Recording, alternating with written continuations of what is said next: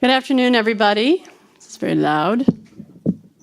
Thanks all for coming tonight. We're doing the Story Slam program, so if it shouldn't be a surprise that's what you're here. We've got plenty of food in the back. Text your friends if you have friends that were on your program that you think have some worthwhile programs to come and chat and present. We're going to have everybody come and do a short story about your program abroad and what made it memorable for you. Wendy is going to take over and be the MC tonight and remind people about what we're doing and why we're doing it. And we're going to be taping it, just so you know.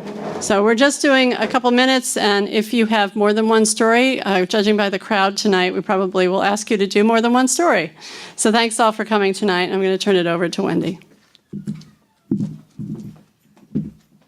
Hi, you guys. Thanks for coming.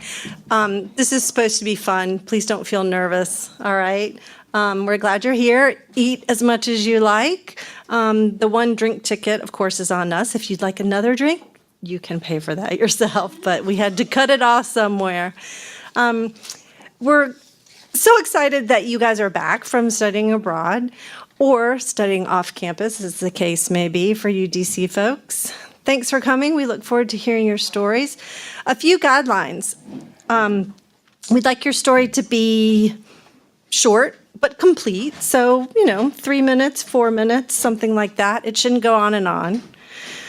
We'd like your story to be PG-13, if that makes sense. We absolutely want to know the truth about what makes your story great, but pretend that my son, who's in 7th grade, is in the audience. That might work for you.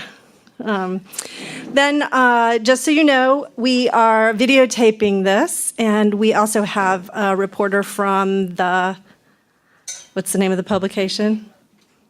The Colgate Scene, thank you. The Colgate Scene here. So I think that some of us might be showcased in that publication when it comes out next. So please speak clearly.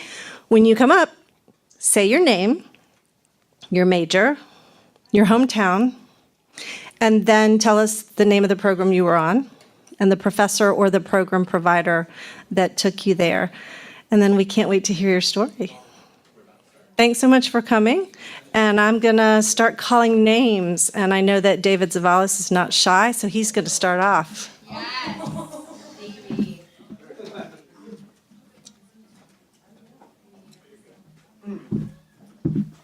Hey, everyone. So I'm David. I'm a junior. I'm from Santa Barbara, California. I was on the Washington, D.C. study group with Professor Michael Hayes, who's a godsend. He's a wonderful individual. So I guess I have many stories from D.C. It was the best time of my entire life. So probably my best experience was Professor Hayes, or I told Professor Hayes a week in advance that there was this going to be a rally on the Hill with Joe Biden and a bunch of Congress people and a bunch of senators. And so we went all as a class there. And since I had my congressional ID badge, while the rest of the class was sectioned away, 100 feet away from the actual steps, with my ID badge, I got right in the cameras. And so I was just hanging out, sitting below all the cameras, 10 feet away from Schumer and Pelosi and my own governor from California. And then as it starts ending, I just push forward with the rest of the reporters and I go and see Joe Biden. And I'm hanging out with him and I take some really not great photos with me and him, just me sticking out my tongue and I was just having a good time. And so as the reporters get kicked off of the steps, because I had my ID badge, I was allowed to walk up the actual Capitol steps of Joe Biden as we were just walking up and talking. And then we go into this little room, I wasn't checked by security at all, I just had my badge. And it was me, Joe Biden, and 15 other kids. Not kids, sorry, 15 other people. They were adults who were supposed to be there. And so just me and Joe, and I was oh, you're going to speak to Colgate on Friday, because it was the Wednesday before he was going to speak here.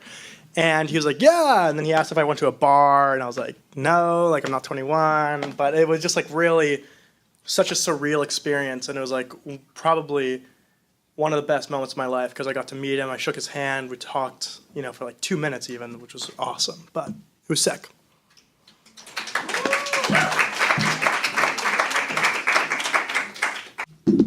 All right, so similar to David, I have a meeting a famous political leader story.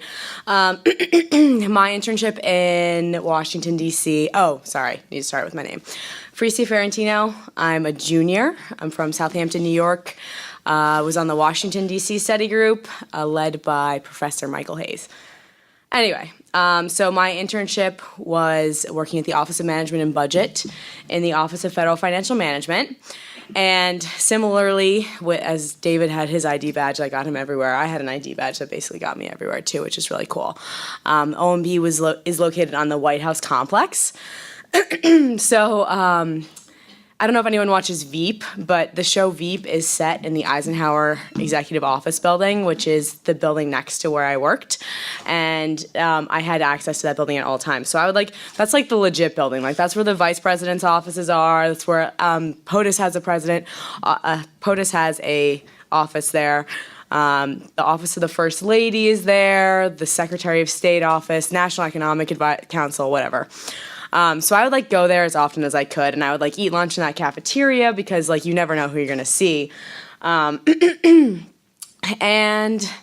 I don't know if you remember, but a couple of months, I think it was April, President Trump called all of the Senate, the entire Senate, to the White House, and it was the first time that all 100 senators would be in a room together for this current Congress, which was really cool. And it was going to be in the Eisenhower Executive Office Building. So I knew that it was happening because we all got an email saying these roads will be closed from this time because there's all these senators, they have to block it down, whatever. So I was like, okay, I gotta go and see all of the senators walk in because I knew exactly the auditorium that they would be using. So I snuck over, not snuck, it was legit. I went over and I just kind of stood outside of the entrance to the auditorium, and I saw probably 40 out of the 100 senators just kind of walk in. I was just standing there while Schumer passes and gosh, who else did I see?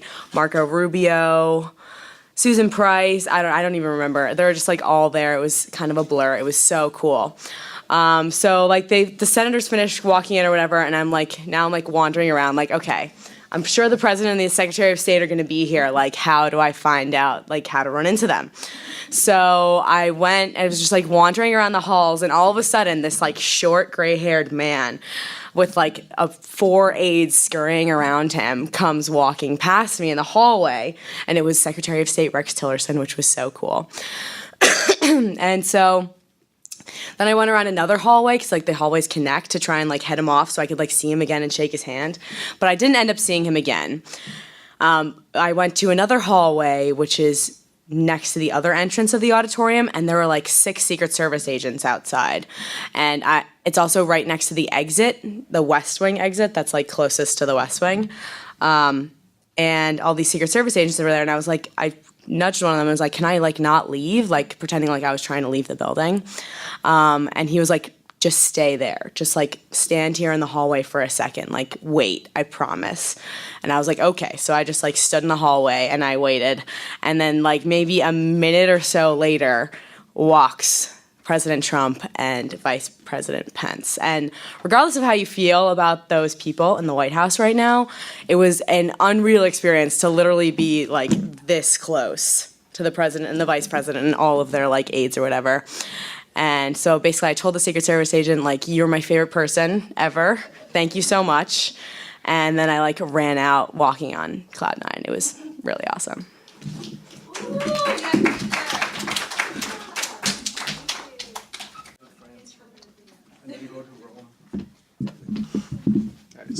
Okay. So this is the story about how I almost got arrested in France within 2 weeks of being in Geneva. So, we learn about culture shock when we're going abroad, and when we go there, we actually experience it, and you need coping mechanisms to deal with them. Me and my friend had one, which was odds are, and we would do them at the weirdest times. I actually think you were just being really, really annoying. But okay. Okay. But for people who don't know this game, you count down from 3, and then both people say a number from 1 to 10. And if it lands, people have to do the dare. One such dare was to climb across someone's private property gate. Unfortunately, I lost the dare, so I had to do it. It's 11 p.m. I'm like, fine, no one's here, it's dark. I climb across, I come back out, everything's fine. This car drives by, it reverses, and suddenly there's a spotlight on my face. And it's the police. And they're talking to me in French, and I understand them. But I'm like, no français, no français.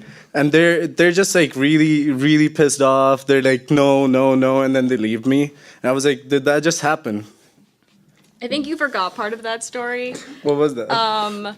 So, for example, about how the police officer was trying to communicate with Shamir, and Shamir was just like acting completely stupid and American and whatever, and the guy was getting really annoyed. And then, if I remember correctly, somebody in like whoever was in the backseat of the cop car rolled down the window or something, or somehow they were like trying to speak to Shamir because apparently they spoke better English than the police officer. And so they were trying to communicate with Shamir too. And then the cop was getting really annoyed. And at a certain point, I think he just gave up and left. And also Shamir's excuse for climbing that fence was that he had dropped his phone over a huge fence and somehow it was like 2 feet into someone's yard. So that was a great experience. Well, that was one of them. Should we do it? You should do it. All right. So we had another, I guess, tips we can say. When you're traveling, just always be calm, enjoy the moment. But be aware of your tickets and when your train leaves. All right. So, were you with us? No. Oh, you weren't with us. Okay. Thank so, God. Yeah. So, I was with Shamir and another Geneva student, and we were traveling. We went all over northern Italy, and then the last stop was Rome. So naturally, we traveled around. We saw all the sights, and when it came time to hop on the train, we had to go get our bags and everything. So I think the train was left at 4, I think, if I can remember clearly. But I think Shamir said it leaves at 4:08, and I felt like something was off because the train from the day before left at 4:08 and not the one today. But so we were there. We ran to the gate, and one of the officers just kind of stopped us and wanted to check our identification and tickets. And so he saw only one of ours and said it's fine. So we run up to the train, and as soon as we catch it, it just starts moving away. And so I mean, at that point, we'd have to get another ticket, which isn't a problem. But there is a problem because when we went back to get a new ticket, there was a line, and the next train leaves in 30 minutes, so we didn't get that one. And the train after that was already booked, so we couldn't get that one either. And we had class the next day, and I think it was early in the morning. So 9 a.m. I mean, I wasn't. Let's just say I wasn't in the best mindset, and I definitely learned from that experience that just play it cool. Everything happens for a reason sometimes, and you end up meeting new cool people on the train. That's what happened to me. I just talked to the person sitting next to me and. Desperados. Yes. Oh, and actually, we had to sleep in a station for a couple hours, and it was really cold that day, so we had to actually go to some random bar that was open till 3 in the morning, and our train would have to leave at 4 or 5 in the morning, and it would take 2.5 hours to get to Geneva, and that was it's definitely something for the books. Yeah, it was. So the bar was really interesting because it didn't feel real when we went in. It was a Mexican-themed bar in a German town in Switzerland. Their menu was on a huge cactus, and there were 7 people in there on a Sunday night. Most of them really drunk, just sitting at the bar, and we were like, this does not seem real. On top of that, their playlist was Justin Timberlake and Beyonce on repeat. Yeah. So it just did not seem real. We were like, is this even happening? Have we died? Was the train sort of was the last train where heaven, hell, something? But yeah, we were also delirious because we hadn't slept in 32 hours at that point and had to go to class in 8 hours. Yeah. It's a good time, though. Highly recommended. Yeah. If you ever go to Bern in Switzerland, go to Desperados right across the station. Yeah. Great bar. Yeah. All right, guys, before you leave the stage, please introduce yourself. Sure. Oh. Major, your hometown, and of course, you were on the Geneva study group. Yeah. Okay. Okay. I'm Shamir Zahid. I'm originally from Pakistan. I live in Toronto now. I went on the Geneva study group last spring with Professor Douglas from the history department. All right. I don't think I'd have to say the same thing with the professor and everything, but my name is Zachariah Misaudan. I'm from Rutherford, New Jersey, and yeah, part of the same group. Yep, same as them. I'm Jelly Greco. I'm from Bethesda, Maryland, and yeah, went on the same group. Also, Jelly and I sat on the actual Game of Thrones that they used to shoot it in Dubrovnik, Croatia, and that was really cool. Yeah.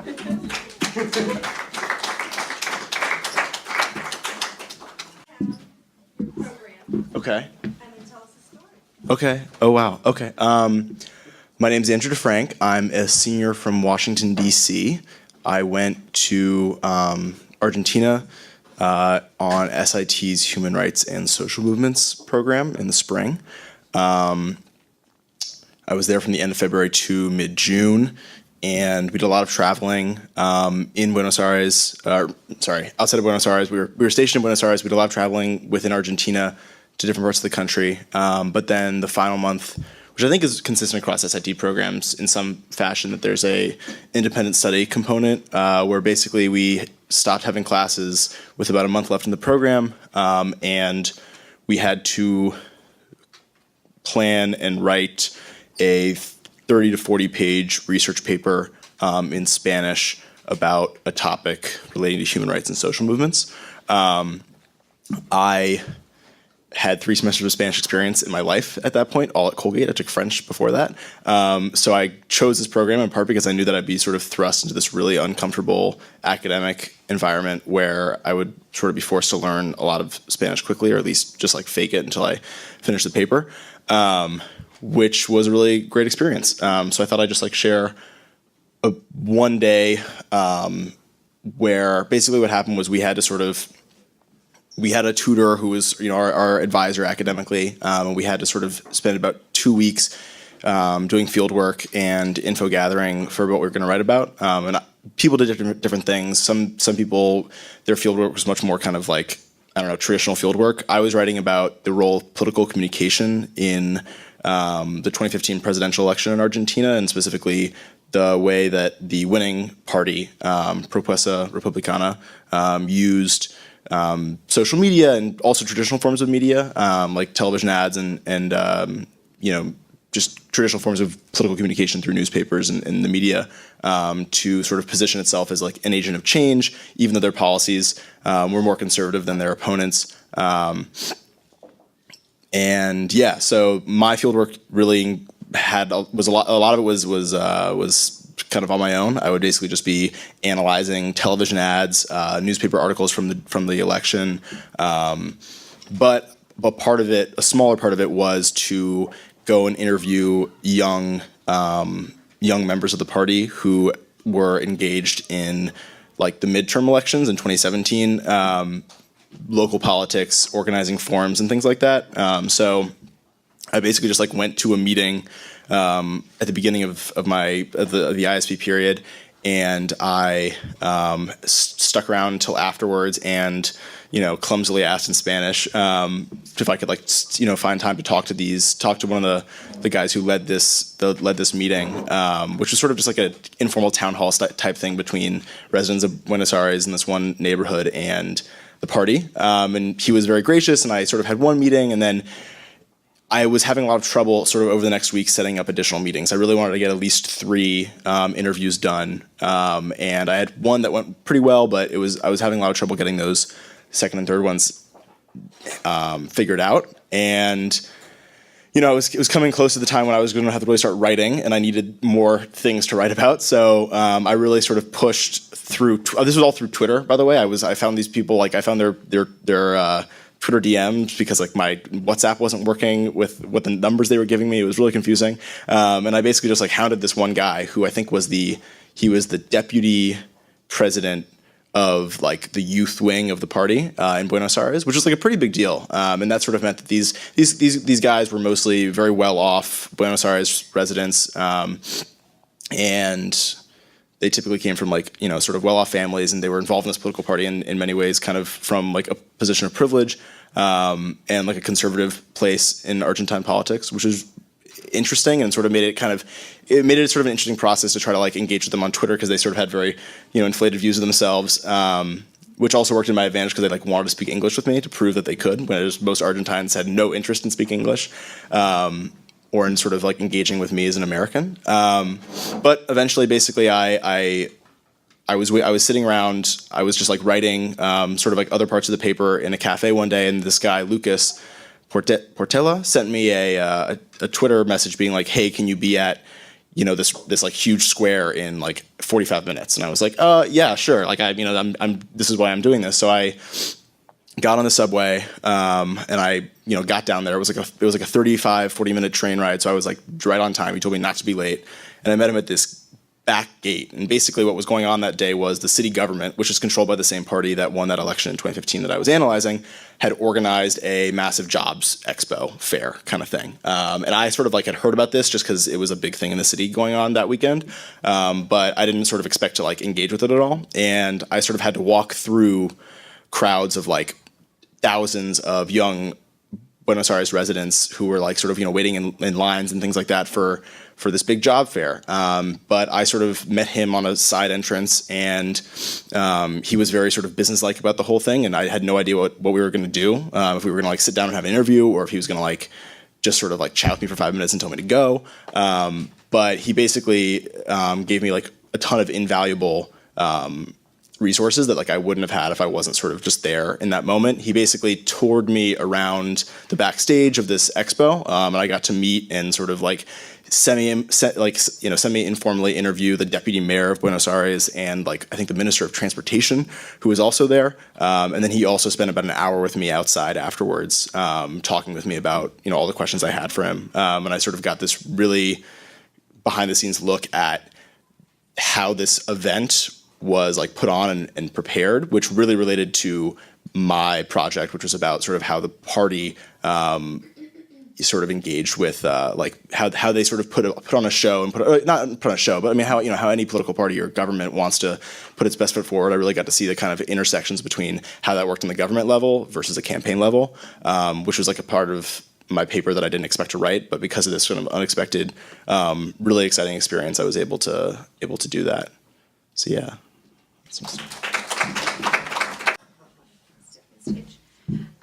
My name is Molly Diamondstein. Oh God, I'm a senior. I'm a political science major, women's studies minor, and I was in the DC study group as well.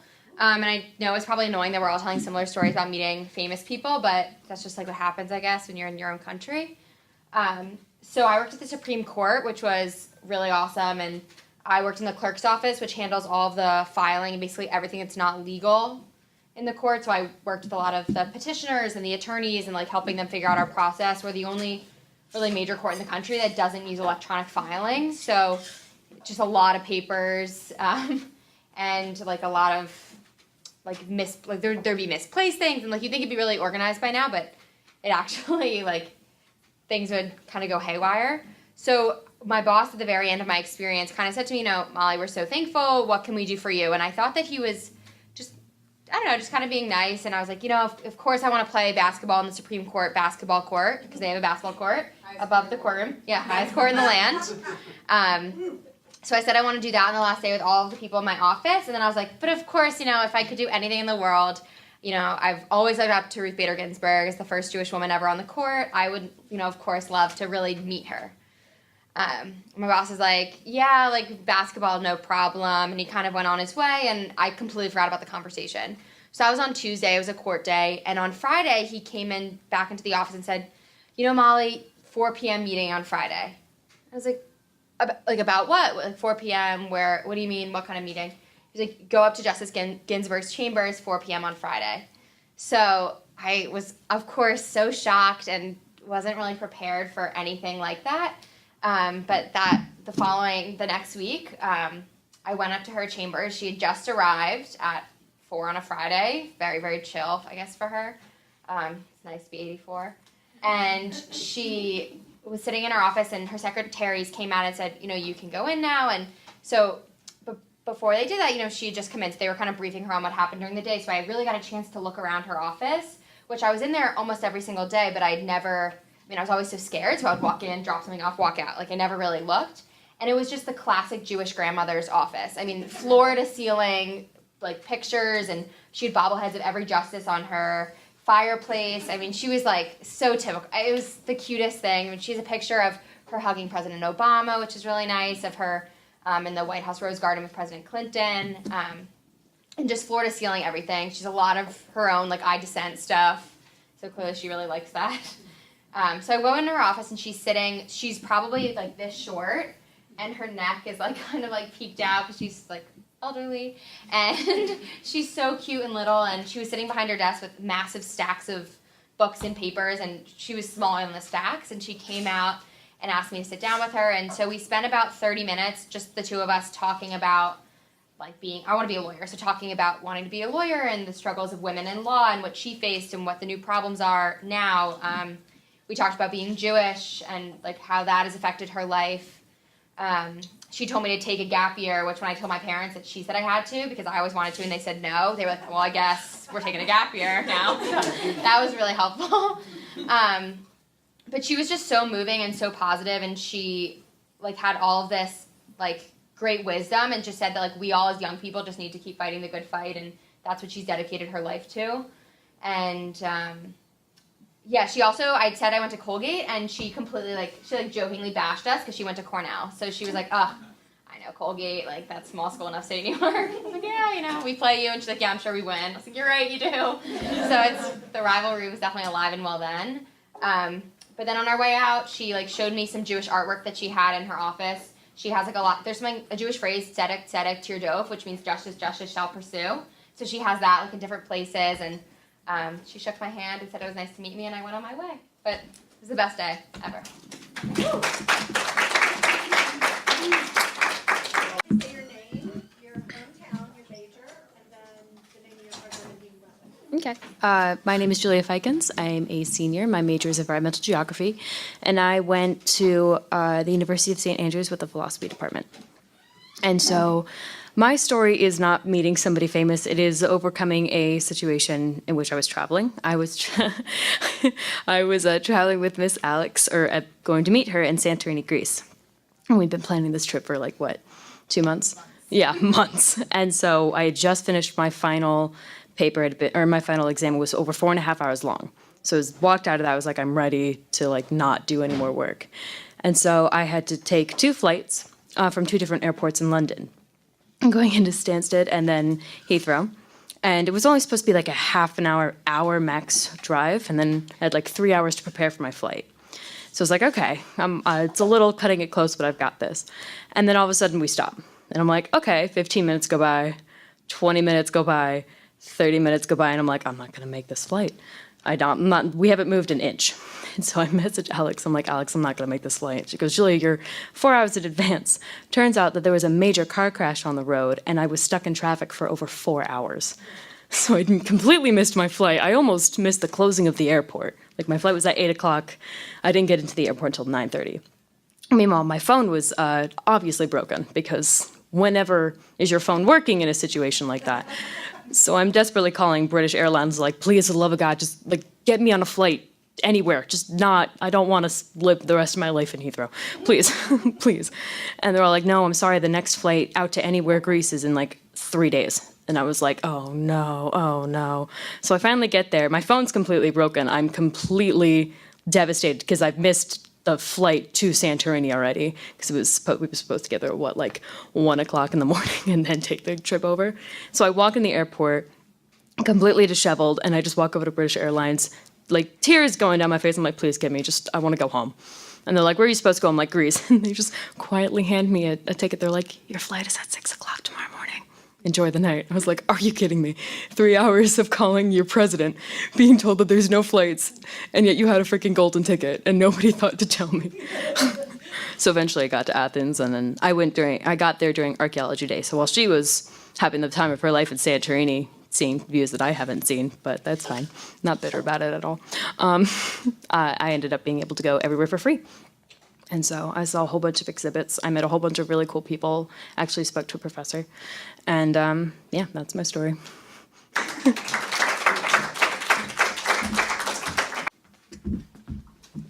Hello. I'm Alex Albrecht. I am a senior international relations major, and I was on the Geneva program with Professor Ray Douglas. Mine is actually also a travel story, unfortunately not with Julia, because my day went pretty well that weekend. I made all my flights. My story is about trying to get from Spain to Morocco and back.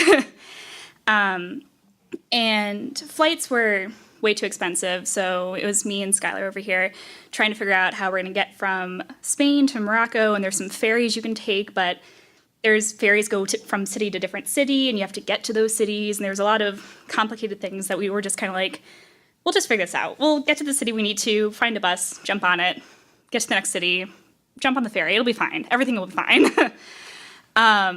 So we leave Spain. What city were we in? We were in some city that wasn't where we were supposed to be. And we hop on a bus at probably like 4 a.m, something ridiculously early. And it's like a 3-hour bus ride to Algeciras, which is where the port is. And I looked this up earlier. Algeciras will go to Tangier. We'll be in the city for the day, hop on the ferry back, take the bus back up to where we were staying. It was going to work out. And we get to the place where the ferry is. It takes a while to find it because you're like, okay, it's on the water somewhere. Obviously, I can see water, but GPS isn't working, so let's just ask locals for directions. We'll figure this out. So we walk, eventually find it, and we find out we're cutting it close on time, and then we find out that not only are we cutting it close on time, it's probably 9-10 minutes before the ferry's supposed to leave. The ferry we picked was also not going to Tangier, but like an hour outside of Tangier. And the Morocco, I don't know much about Morocco, but I get the sense that their public transportation isn't really the best in terms of having a website and like being able to call people or book tickets online. So we're like, just buy the ferry tickets. We'll get on the boat, get to Morocco, find out how to get to Tangier somehow. So we do that. We're on the ferry for forever, see the sun go up, because it's still nighttime when we arrived in Algeciras. Get to wherever in Morocco, find out that there's only like one train per day that goes from, I think it was called Tangier City, wherever it was outside Tangier. One train per day there and back, and it wasn't for another couple hours. So we get on the train. It's really sketchy, probably from like the 70s, so it looks old and like it's going to break down any second. But we're on our way to Tangier. Everything's fine. We stop for a couple minutes next to this really shady, like, gang-looking stop, and they took some people off the train and put them in a cabin. But then we kept going. We were fine. Make it to Tangier, walk around a little bit, get harassed on the streets because we're women. And then we realized that the train back wasn't going to make it in time for us to catch the ferry, which was also the only ferry back that day. And where we had landed on the ferry, it wasn't just like a small town. It was nothing. It was industrial. So we couldn't really stay the night. So we find a bus from the train station. We're on this bus for another couple hours, but it's a local bus. So there's no stop saying, hey, like, if you're trying to get off at this stop, it's right now. There's no conductor or anything. It's just people know when they're supposed to stop, so they hit the side of the bus and tell it to stop. But we figure, okay, ferry's the end of the line. We'll just ride to the end of the line. And we see the ferry come, and then we like keep going, and we keep going for another 20 minutes, and we're like, why didn't we stop? Why didn't the bus stop? And nobody speaks English, of course. Which isn't an us. It is an us problem because we should have accommodated. But so we just get off the bus. We hit the side. We start walking because it turned out that the bus was going to the port for people to work, not for passengers to get off of. And so our day in Morocco ended with us walking for half an hour to an hour on the side of a Moroccan highway as cars zoomed past. It's kind of scary, but also just very comical the entire time. Actually, it was the first time I wore these shoes, and they went from being very, very black new shoes to very, very gray dusty shoes. And I kind of joked that I wore them in with that walk down a Moroccan highway. So is there anything I'm forgetting? I don't think so. It's just overall very up in the air. We'll get there somehow. It'll work out. So yeah, travel plans.